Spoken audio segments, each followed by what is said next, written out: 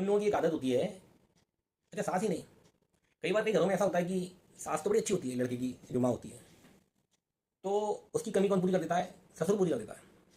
ससुर के अंदर जो है पता नहीं कहाँ से एक औरतों वाली आत्मा आ जाती है, तो बहू को जो है सास की कमी खलने नहीं देती। तो कई कई जगह जो है ससुर भी जो है सास से 4 कदम आगे नहीं होते, 10 कदम आगे होते हैं। वो 4 सास के बराबर अकेला ससुर जो है पूरी कमी जो है कर देता है।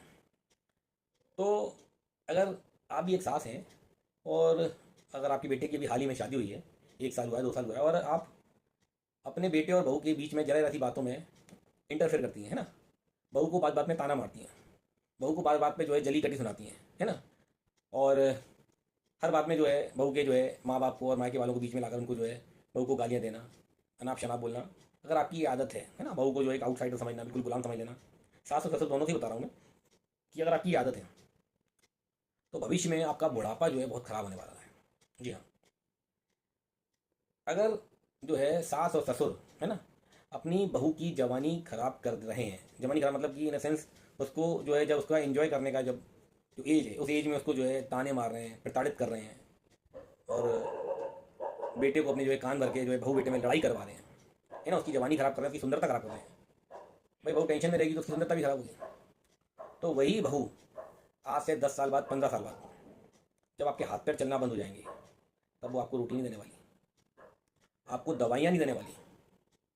तो याद रखिए, आज आप उसके ऊपर जो है जुल्म कर रहे हैं बहू के ऊपर, आज से 15-20 साल बाद जब आपके हाथ पैर चलना बंद हो जाएंगे, तब ना तो बेटा काम आएगा आपके, ना बेटी काम आएगी। आपके पास कौन देता है? बहू। भाई बेटा बाहर जॉब करता है, उसको आपके पास आने में लग जाएगा 2 दिन 1 दिन। बेटी पहले अपने जो है भाई घर को देखेगी, बाद में आपको आके देखेगी। तो इसीलिए आप लोगों को मैं एक सलाह है मेरी, कि भाई जो घर में जो सास ससुर की सेवा करती है वो बहू होती है, ना बेटा ना बेटी। इसलिए अगर आप चाहते हैं या लंबी सोच रख के चलते हैं, तो जो भी बच्चों की नई शादी हुई है, तो उनको यार उनका जीवन जी लेने दो, उनको उनके हिसाब से जो है कुछ समय काट लेने दो।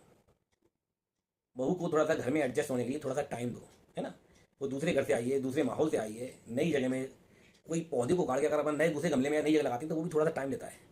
तो आप कैसे उम्मीद कर लेते हैं कि एक जीवंत जो है लड़की दूसरी जगह से आके आपके यहाँ बिल्कुल हूबहू आपके खान पान, आपके रहन सहन, आपके बोलचाल में डल जाएगी?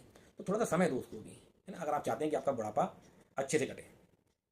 क्योंकि एक बार जो है, एक बार को जो शरीर पर जो घाव लगे होते हैं वो सही हो जाते हैं, लेकिन जुबान से दिए गए घाव, ध्यान रखिएगा, कभी सही नहीं होते हैं। जुबान से जो हम किसी को घाव देते हैं वो जहाँ छप जाते हैं, और वो मरते दम तक आदमी को याद रहते हैं। चलिए, नमस्कार।